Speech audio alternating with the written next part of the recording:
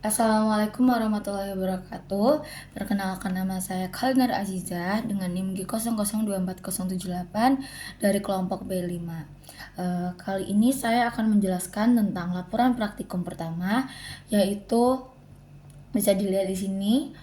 Ada skenarionya. Daniel adalah seorang siswa SMP. Ia sempat tertusuk paku saat bermain di lapangan dan hanya membilas dengan air mengalir. Setelah itu, dia mengaku sulit menggerakkan rahangnya dan terasa kaku, tak bisa membuka mulutnya. Nah, perintah pertama, jelaskan tentang anatomi mandibula dan fungsinya secara lengkap. Oke, kita bisa lihat di sini. Ini udah ada anatomi mandibula. Nah, untuk di bagian atas sini ada proses coronoideus nih di bagian sini, bagian ini. Lalu di bawahnya ada ramus mandibula. Di bawahnya lagi dilanjutkan dengan ini linea obliqua. Dilanjutkan dengan mental foramen, ini yang bulatan agak besar. Di bawahnya lagi ada basis mandibula di sini. Kemudian ada tuberculum mental atau mental tuberculum di sini. Lalu ada proberantia mentalis bagian sini. Nah, di sini ada corpus mandibula. Lalu di bagian sini, bagian rahang ujung sini namanya anglus mandibula. Lalu di bawah gigi sini, di sini itu ada pars alveolaris dan juga ada alveolaria. Nah, di sini ada ramus mandibula juga sama seperti ini. Lalu di bagian atasnya ada processus condylaris. Kalau di bagian sini ada processus coronoideus. Ini bagian frontal, lalu ada bagian inferior. Nah, ini bisa dilihat ya, ada kolom mandibula, ada lingula mandibula, ada sulcus myloiodeus, ada tuberositas pterygoidea, ada forea submandibularis, lalu ada fovea sublingualis di sini, ada simpsis mandibula, ada spina mentalis, lalu ada fossa digastrica, lalu ada foramen linguale, ada linea myloidea, lalu ada anglus mandibulae di bagian sini, ada foramen mandibulae, lalu ada processus condylaris, sama ada caput mandibulae. Nah, berdasarkan yang saya sudah sebutkan tadi, nah ini kan mandibula adalah tulang terbesar dan terkuat di wajah. Nah, dia tuh fungsinya tuh sebagai rahang bawah. Nah, ini ada penjelasan lengkap mengenai anatomi mandibula yang sudah saya sebutkan tadi, satu-satu strukturnya. Nah, pertama, corpus mandibulae itu bagian tubuh. Nah, dia itu bagian utama mandibula yang berbentuk melengkung. Nah, dia memiliki alveolus di bagian atas untuk mendukung gigi. Lalu ada rami mandibula, bagian cabang, itu dua bagian vertikal yang menjulang dari ujung korpus ke atas, mengandung dua processus. Yang pertama condylus mandibulae, proses yang terhubung dengan tulang temporal membentuk sendi temporomandibular. Lalu ada coronoid process, itu ada prosesus yang menjadi titik perlekatan bagi otot temporalis. Nah, yang ketiga ada angle mandibulae. Nah, dia itu sudut di mana dia kayak angulus itu loh tadi, sudut di mana korpus dan ramus bertemu, memberikan kekuatan struktural pada mandibula. Lalu ada foramen mental atau mental foramen, dia itu adalah lubang kecil di bagian arterial corpus dan tempat keluarnya saraf mental dan pembuluh darah. Lalu ada lingula mandibula, dia itu struktur kecil di dekat mandibula yang berfungsi sebagai titik perlekatan ligamen. Nah, ini ada selanjutnya ada fungsinya. Pertama adalah mengunyah makanan, kedua dukungan gigi, ketiga ekspresi wajah, keempat ucapan, kelima fungsi respirasi. Nah, selanjutnya ada pertanyaan kedua. Jelaskan penyusun musculus masticatoris beserta fungsinya dan inovasinya. Nah, jadi ini musculus masticatoris. Nih, ini di bagian lateral ya. Ini ada musculus temporalis, musculus masseter. Nih penyusunnya. Ini temporalis. Ini musculus masseter. Ada musculus masseter juga. Nah, ini musculus masticatoris adalah kelompok otot yang berfungsi dalam proses mengunyah, terdiri dari 4 otot utama. Nah, ini otot utama itu ada musculus masseter, musculus temporalis, musculus pterygoideus medialis, sama musculus pterygoideus lateralis. Ini yang pterygoideus medialis, ini ada musculus masseter, terus ada musculus mylohidieus, lalu ada musculus geniohidieus, lalu ada pterygoideus lateralis sama medialis. Nah, jadi tadi kan yang penyusunnya itu ada masseter tuh yang ini, terus ada temporalis itu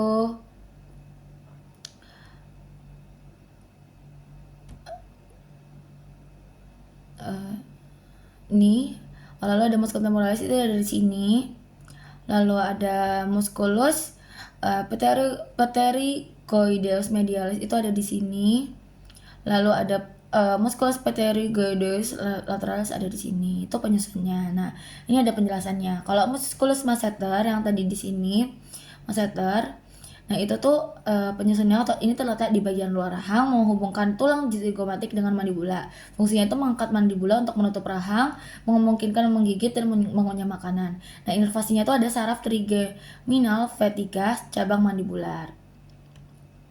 Nah, lanjut ke penyusun selanjutnya ada musculus temporalis. Nah, itu penyusun otot ini terletak di sisi kepala menjelang dari fossa temporal dan ke processus coronoideus mandibula. Fungsinya mengangkat dan menarik mandibula ke belakang, berkontribusi pada penutupan rahang. Inovasinya saraf trigeminal V3 sama seperti yang atas tadi. Lalu yang ketiga ada musculus pterygoideus medialis. Penyusun ini otot ini terletak di dalam rahang dari tuberositas maksila ke permukaan medial mandibula. Fungsinya mengangkat dan membantu gerakan lateral mandibula dan fungsinya saraf trigeminal V3. Lalu ada musculus pterygoideus lateralis. Penyusunnya ini otot ini terletak di depan pterygoideus medialis dari sayap besar sphenoid ke leher condylus mandibula. Fungsinya itu menggerakkan mandibula ke depan dan membantu gerakan lateral, berperan dalam membuka rahang. Nah, inervasinya juga sama, saraf trigeminal V3. Nah, berikut itu laporan praktikum saya yang pertama. Kemudian dilanjutkan dengan laporan praktikum kedua. Ini selanjutnya, seseorang merasa lemas pada tangan, tepatnya di gigi 1-3, tidak dapat berkontraksi saat jari digerakkan untuk menggenggam. Nah, perintah yang pertama, A. Jelaskan inervasi pada musculus di regio anterbrachii dan manus. Nah, oke. Saya akan jelaskan.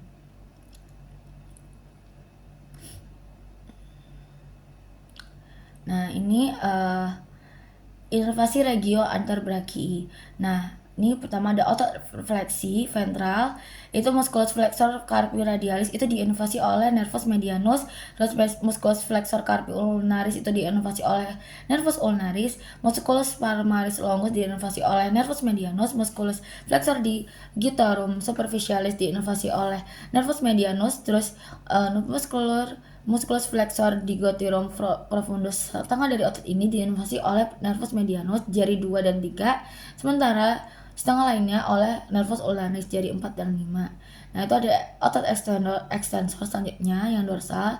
Nah, musculus extensor carpi radialis longus itu diinervasi oleh nervus radialis, musculus extensor carpi radialis brevis diinervasi oleh nervus radialis, musculus extensor carpi ulnaris diinervasi oleh nervus radialis, musculus extensor digitorum diinervasi oleh nervus radialis, musculus extensor digiti minimi diinervasi oleh nervus radialis, musculus abductor pollicis longus diinervasi oleh nervus radialis, musculus extensor pollicis longus dan brevis itu diinervasi oleh nervus radialis.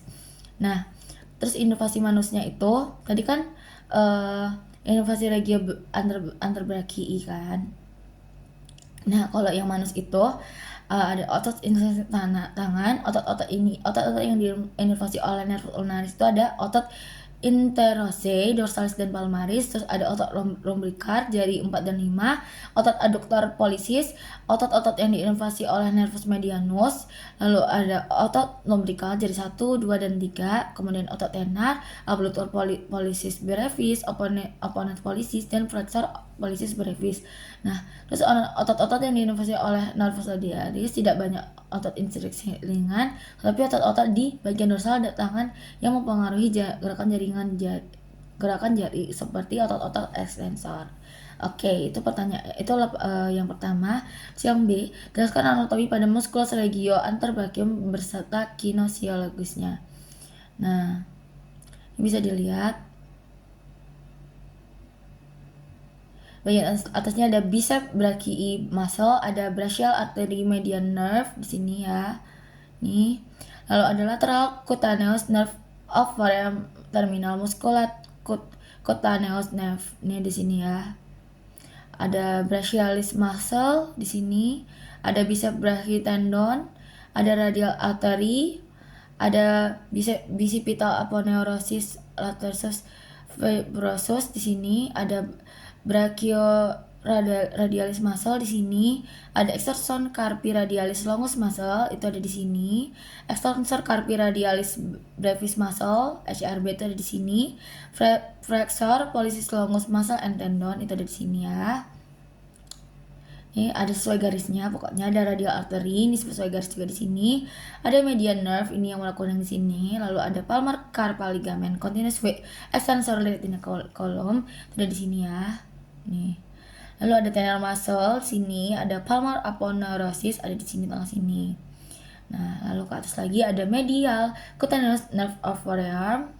Yang ini ada ulnar nerve, saraf ulnar, lalu ada triceps brachii muscle di sini, ada medial intermuscular septum sini, ada ulnar artery, ada medial epicondyle of humerus ada di sini, ada common flexor tendon di sini, ada pronator teres muscle di sini ya guys, nih sama sini. Ada flexor carpi radialis muscle di sini, ada palmaris longus muscle, ada PL di sini, ada flexor carpi ulnaris muscle ada di sini. Terus flexor digitorum superficial muscle tuh di sini. Nah, itu tuh dari satu sampai bawah sini tuh namanya superficial flexor muscle. Nah, lalu ada palmaris longus tendon, ini yang abu-abu sini. Lalu ada dorsal cutaneous branch of ulnar nerve, itu di sini ya, yang kuning ini. Lalu ada ulnar artery and nerve, ini yang sini. Ada flexor digitorum superficial tendon, itu di sini ya. Lalu ada pisiform, ini agak menonjol dikit. Ada palmar cutaneous branch of median nerve, ini yang kuning ini. Lalu ada hypotenar muscle, bagian sini yang terakhir. Nah, lalu saya akan menjelaskan tentang penjelasan anatomi pada musculus regio antebrachium beserta kineologisnya. Dan tadi otot fleksi ventral. Nah, musculus flexor carpi radialis ini berfungsi untuk menekuk pergelangan tangan dan membantu dalam menggerakkan abduksi. Musculus flexor carpi ulnaris itu menekuk dan menambahkan pergelangan tangan, juga membantu dalam abduksi. Musculus palmaris longus itu berfungsi dalam fleksibilitas pergelangan tangan dan penegangan aponeurosis palmaris. Lalu ada musculus flexor digitorum superficialis itu menekuk jari-jari pada sendi interphalangeal proximal. Lalu ada musculus flexor digitorum profundus menekuk jari-jari pada sendi interphalangeal distal. Ada, kalau ini tadi kan otot fleksi ventral. Lalu ada otot extensor dorsal. Itu udah musculus extensor carpi radialis longus itu berfungsi untuk mengekstensi dan abduksi pergelangan tangan. Ada musculus extensor carpi radialis brevis itu sama dengan otot di atas tetapi lebih pendek. Ada musculus extensor carpi ulnaris itu menekuk dan menambah penegangan tangan. Lalu ada musculus extensor digitorum menekuk jari-jari di interphalangeal. Lalu ada musculus extensor digiti minimi menekuk jari kelingking. Ada musculus abductor pollicis longus itu menggerakkan ibu jari ke arah luar. Nah, selanjutnya pendapat keduanya itu ada kinesiologinya. Nah, kinesiologi otot-otot di antebrachium itu berhubungan dengan gerakan lengan dan jari. Nah, fleksi dan ekstensi, otot-otot flexor bekerja untuk menekuk dengan bawah dan jari. Sementara otot ekstensor berubah untuk mengembalikan ke posisi ekstensi. Lalu ada gerakan jari, otot-otot flexor digitorum memungkinkan kita untuk menggenggam benda, sedangkan otot ekstensor membantu untuk membuka genggaman. Terus ada stabilisasi pergelangan tangan, otot-otot ini berperan dalam menstabilkan pergelangan tangan saat melakukan berbagai aktivitas, termasuk menulis, mengetik, atau mengangkat benda.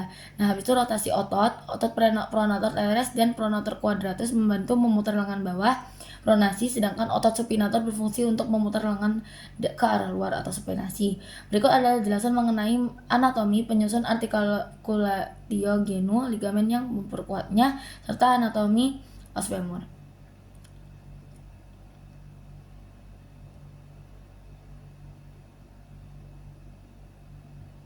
Salah.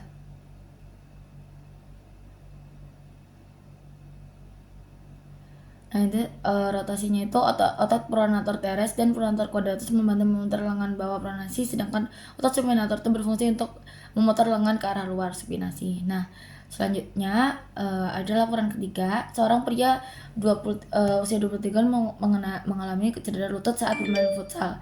Ia merasakan bunyi krek dan lututnya terasa tidak stabil. Setelah kejadian, lututnya membengkak dan sulit digerakkan. Nah, perintah yang pertama, A. Jelaskan anatomi penyusun artikula genu yang lengkap. Lalu yang B, jelaskan ligamentum yang memperkuat articulatio genu. Terus yang C, ada jelaskan anatomi os femur. Yang pertama ini, jelaskan anatomi penyusun articulatio genu yang lengkap. Nah, articulatio genu atau sendi lutut adalah sendi kompleks yang menghubungkan os femur paha dengan os tibia kaki dan os palatella lutut. Nah, ini ada anatominya. Bagian sini ada articula genu muscle yang tadi, yang ototnya. Terus ada supratellar bursa sini, ada quadriceps tendon sini. Lalu di bagian kanan ada vastus medialis muscle sini, ada di bawahnya medial patellar retinaculum. Lalu ada tibial collateral ligamen. Terus di bawahnya di atas, di sampingnya ini ada patellar ligamen. Di bawahnya lagi ada tibial tuberosity. Lalu ada head of tibia, ada deep infrapatellar bursa ini, ada fibular collateral ligamen, ada interpatellar pad di sini. Lalu ada lateral patellar retinaculum yang sini, sama seperti ini. Kalau medial, kalau ini yang lateral, ini yang medial. Ini patelanya. Oke. Nah, langsung jelaskan, kan ini anatomi penyusun articulatio genu yang lengkap. Nah, ini pertama ada komponen tulang, os femur, bagian distal dari femur membentuk permukaan artikula dengan tibia. Nah, terus os tibia ini bagian proksimal tibia membentuk palateo tibial dibelah yang berfungsi sebagai permukaan artikular untuk femur. Lalu ada os palatella. Palatella adalah tulang sesamoid yang terletak di depan sendi lutut dan terlibat dalam gerakan fleksi dan ekstensi lutut. Terus yang kedua, permukaan artikular. Permukaan artikular pada femur berbentuk bulat, condylus femoris, dan terletak di bagian distal. Palateo tibial memiliki area yang disebut media dan lateral menyokong condylus femoris.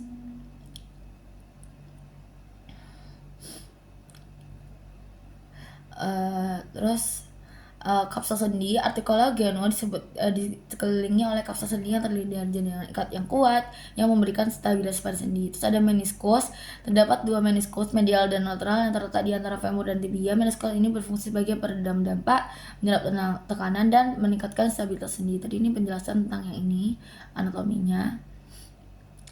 Lalu yang B, jelaskan ligamentum yang memperkuat articulatio genu. Nah, pertama, ligamentum patellae menghubungkan patella dengan tibia, berfungsi sebagai penghubung penting untuk kekuatan dalam gerakan ekstensi. Lalu ada ligamentum collaterale mediale, itu terletak di sisi medial lutut, itu memberikan stabilitas terhadap gerakan lateral. Yang ketiga adalah ligamentum laterale, itu terletak di sisi lateral lutut, berfungsi untuk stabilisasi terhadap gerakan medial. Lalu ada 4, ligamentum cruciatum anterior, itu menghubungkan tibia dan femur di bagian sendi lutut, berfungsi untuk mencegah tibia bergeser ke depan relatif terhadap femur. Lalu ada ligamentum cruciatum posterior, itu juga menghubungkan tibia dan femur, berfungsi mencegah tibia bergeser ke belakang relatif terhadap femur. Jadi di sini aku akan menjelaskan tentang os femur. Nah, ini bisa dilihat kalau di anteriornya itu, di sini ada greater trochanter, di sini ada kepala, head, ada fovea for ligament of head, ada neck, ada lesser trochanter, di sini ada intertrochanteric line, sini ini yang ini. Nah, di sini ada shaft atau bodinya, ini tubuhnya. Nah, di sini ada lateral epicondylus atau epicondylus lateral. Di sini ada lateral condylus, ada condylus lateral, ada patellar surface, ada adductor tuberculum, tapi itu ada medial epicondyle. Terus ini ada medial epicondyle juga, condyle. Tadi kan ini kok epicondyle. Lalu di sini epicondylar fossa, ada lateral condyle, ada lateral epicondyle, ada popliteal surface yang ini. Nah, terus habis itu ada nutrient foramen yang ini, ada knee shaft body sama kayak ini kan. Ini ada medial lip, ada lateral lip. Ini yang lateral di sininya, samping. Terus ada gluteal tuberosity sini. Ada pectineal line yang ini. Ada laser trochanter yang ini. Terus ada calcar yang ini. Terus ada intertrochanteric crest yang ini. Ada neck, ada for ligament of head juga sama, ada head, ada piriformis fossa, ada keratotrochanter. Nah, ini ada penjelasannya. Nah, tadi ini kan pakai bahasa Inggrisnya, nih kalau ini pakai bahasa Indonesia aja untuk penjelasannya. Nah, ini os femur adalah tulang yang terbesar dan terkuat dalam tubuh manusia. Terletak di paha dan memainkan peran penting dalam gerak tubuh. Nah, struktur umumnya ada head of femur ini bulat dan terletak di proksimal, berartikulasi dengan acetabulum pada os coxae pinggul. Lalu ada ini bagian lehernya ini, yang ini neck of femurnya itu bagian yang lebih ramping di bawah kepala, merupakan area yang sering mengalami fraktur. Nah, terus ada tuberositas glutealis.